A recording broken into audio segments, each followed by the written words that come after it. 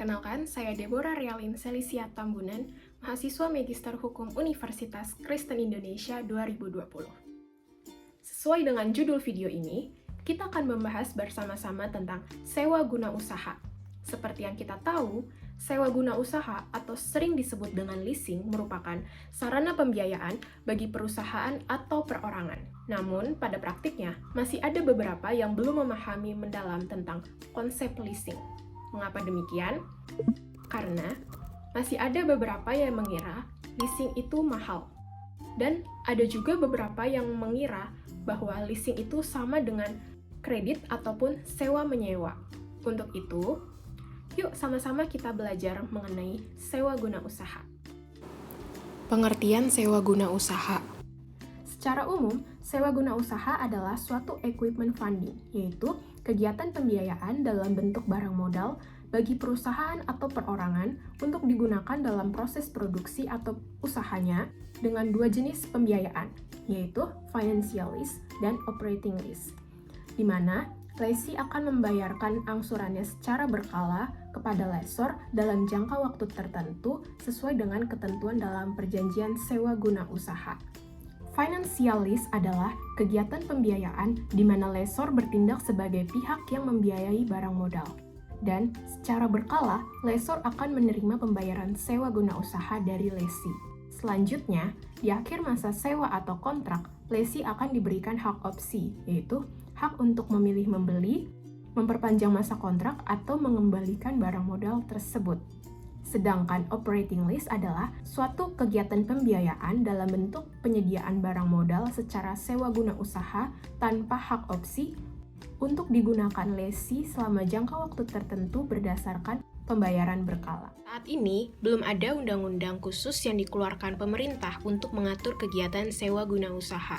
Namun, pemerintah mulai mengatur mengenai sewa guna usaha sejak tahun 1974 melalui Surat Keputusan Bersama Menteri Keuangan dan Menteri Perindustrian dan Menteri Perdagangan Nomor 122, Nomor 32, Nomor 30 Tahun 1974 tanggal 7 Februari 1974 tentang perizinan usaha leasing. Yang kedua, Surat Keputusan Menteri Keuangan Nomor 649 Tahun 1974 tanggal 6 Mei 1974 tentang perizinan usaha leasing. Yang ketiga, Surat Keputusan Menteri Keuangan Nomor 650 Tahun 1974 tanggal 6 Mei 1974. Selanjutnya, sewa guna usaha juga diatur dalam segi hukum perdata.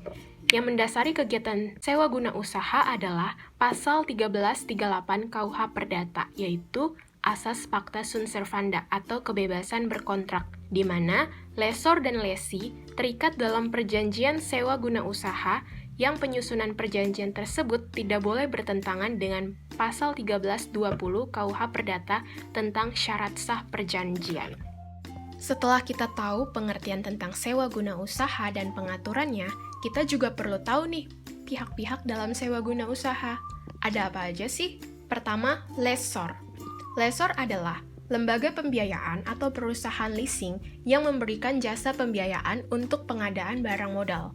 Perusahaan sewa guna usaha ini dapat merupakan perusahaan khusus yang bergerak di bidang sewa guna usaha, dapat pula sebagai perusahaan pembiayaan bersifat multi-finance. Kedua, lessee. Lessee adalah pihak yang memperoleh pembiayaan dari lessor dalam bentuk barang modal. Lessee dalam financial lease mempunyai hak opsi atas barang modal pada saat akhir kontrak berdasarkan perhitungan nilai sisa atau residual value. Adapun dalam operating lease, pada saat akhir kontrak, lessee harus mengembalikan barang modal tersebut kepada lessor. Ketiga, supplier.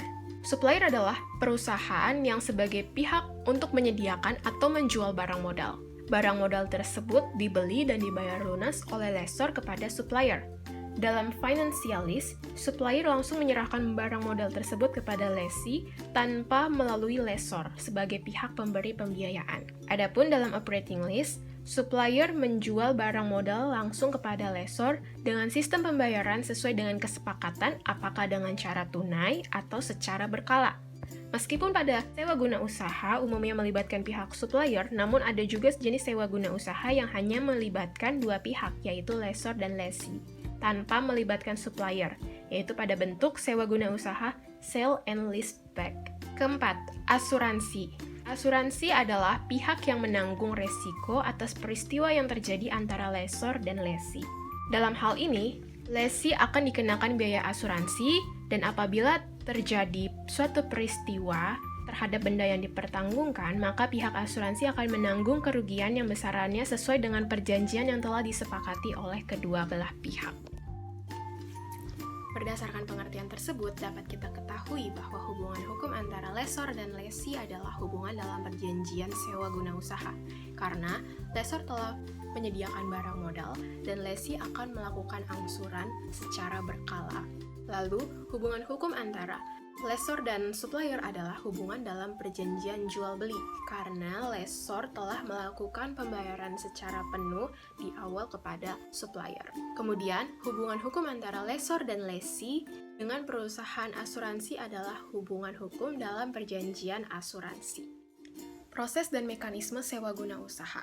Ada beberapa tahapan yang akan dilalui. Yang pertama, tahapan permohonan, yaitu di mana lessee diharuskan untuk mempersiapkan beberapa dokumen sebelum mengajukan surat permohonan, yaitu salah satunya ada akta pendirian perusahaan, surat pengesahan pendirian perusahaan dari Kemenkumham, NPWP, surat izin usaha perusahaan atau SIUP, lalu KTP dan laporan keuangan dan yang lainnya. Lalu selanjutnya, lessee akan mengisi formulir yang telah disediakan oleh lessor. Yang kedua, tahap pengecekan, yaitu di mana lessor akan melakukan pengecekan atas kebenaran dari isi formulir tersebut. Yang ketiga, tahap audit atau pemeriksaan lapangan, di mana lessor atau pihak dari lessor akan melakukan pemeriksaan lapangan kepada calon lessee. Adapun tujuan dari pemeriksaan ini adalah untuk memastikan keberadaan dari lessee dan memastikan kebutuhan barang modal tersebut. Tahap keempat, pembuatan customer profile. Tahap kelima, pengajuan proposal kepada kredit komite. Tahap keenam, pengajuan keputusan kredit komite. Tahap ketujuh, pengiriman surat penawaran. Tahap kedelapan, tahap pengikatan, yaitu di mana setelah lessor dan lessee menandatangani surat penawaran tersebut, selanjutnya diikat dalam perjanjian sewa guna usaha beserta perjanjian turunan lainnya, biasanya berupa jaminan pribadi, jaminan perusahaan, surat penawaran sewa dan penerimaan, surat kuasa untuk menjual, dan lain-lain. Tahapan ke-9 yaitu tahapan pemesanan barang modal. Setelah proses penandatanganan kontrak dilakukan oleh kedua belah pihak, lessor akan melakukan pemesanan kepada supplier. Biasanya pesanan ini dituangkan dalam bentuk surat berupa purchase order. Lalu selanjutnya dibuatkan kwitansi, lalu kemudian dilakukan pembayaran oleh lessor, selanjutnya diberikan invoice. Lalu tahapan ke-10 yaitu tahapan penagihan pembayaran, yaitu setelah seluruh pembayaran kepada supplier dilakukan, maka proses selanjutnya adalah pembayaran sewa oleh lessee kepada lessor. Lalu tahapan ke-11 yaitu tahapan pengambilan jaminan. Setelah lessee melunasi seluruh piutang sewanya kepada lessor, maka lessor akan mengembalikan kepada lessee bisa berupa jaminan, yaitu bisa BPKB atau sertifikat, atau kalau dalam alat berat bukti kepemilikannya yaitu invoice. Lalu yang kedua bisa juga pemberitahuan atas pelaksanaan hak opsi, atau yang ketiga dokumen-dokumen lainnya jika ada.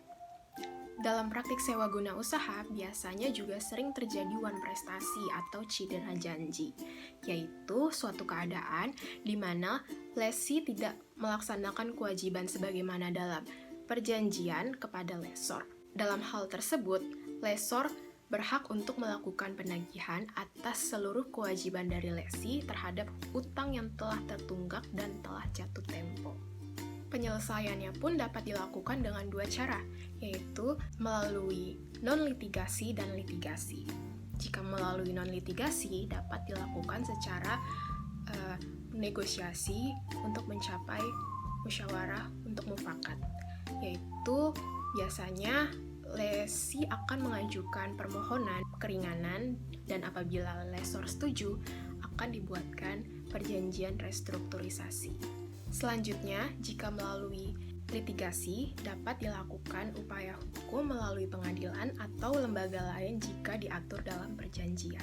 Selain itu, kita juga perlu tahu jika untuk memastikan lesi melakukan kewajibannya kepada lesor, biasanya dalam perjanjian sewa guna usaha ada klausul yang menyatakan lesor berhak untuk melakukan penarikan atas barang modal jika lesi melakukan cedera janji.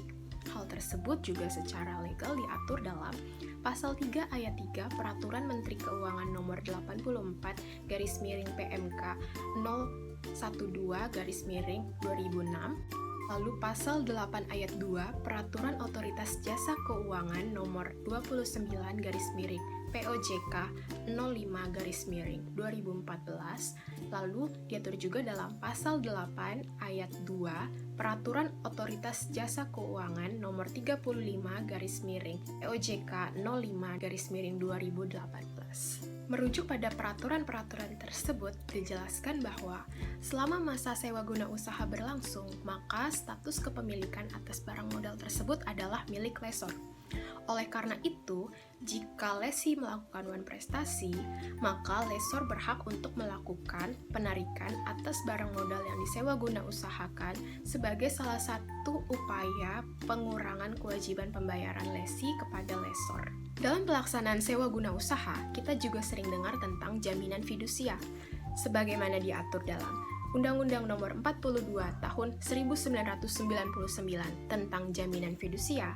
Fidusia adalah pengalihan hak kepemilikan suatu benda atas dasar kepercayaan dengan ketentuan bahwa benda yang hak kepemilikannya dialihkan tersebut tetap dalam penguasaan pemilik benda. Artinya, banyak ahli berpendapat bahwa objek sewa guna usaha lebih baik didaftarkan ke dalam jaminan fidusia. Hal tersebut karena jika debitur atau lesi melakukan wan prestasi, maka objek tersebut dapat dieksekusi melalui gugatan ke pengadilan. Saat ini, banyak sumber pembiayaan yang dapat dimanfaatkan oleh masyarakat dan pelaku usaha untuk memenuhi kebutuhannya. Berbagai sumber pembiayaan tersebut dapat berupa lembaga keuangan konvensional bank, lembaga keuangan bukan bank, dan lembaga pembiayaan itu sendiri. Modal ventura, anjak piutang, dan pembiayaan konsumen merupakan jenis-jenis lembaga pembiayaan yang mirip dengan sewa guna usaha. Perbedaan sewa guna usaha dan modal ventura. Perbedaan sewa guna usaha dan anjak piutang. Perbedaan sewa guna usaha dan pembiayaan konsumen. Perbedaan sewa guna usaha dan sewa beli.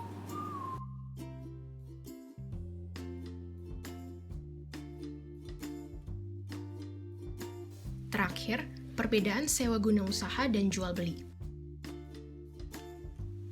Terima kasih telah menyaksikan video pembahasan tentang sewa guna usaha ini sampai selesai. Semoga bermanfaat. Bye-bye!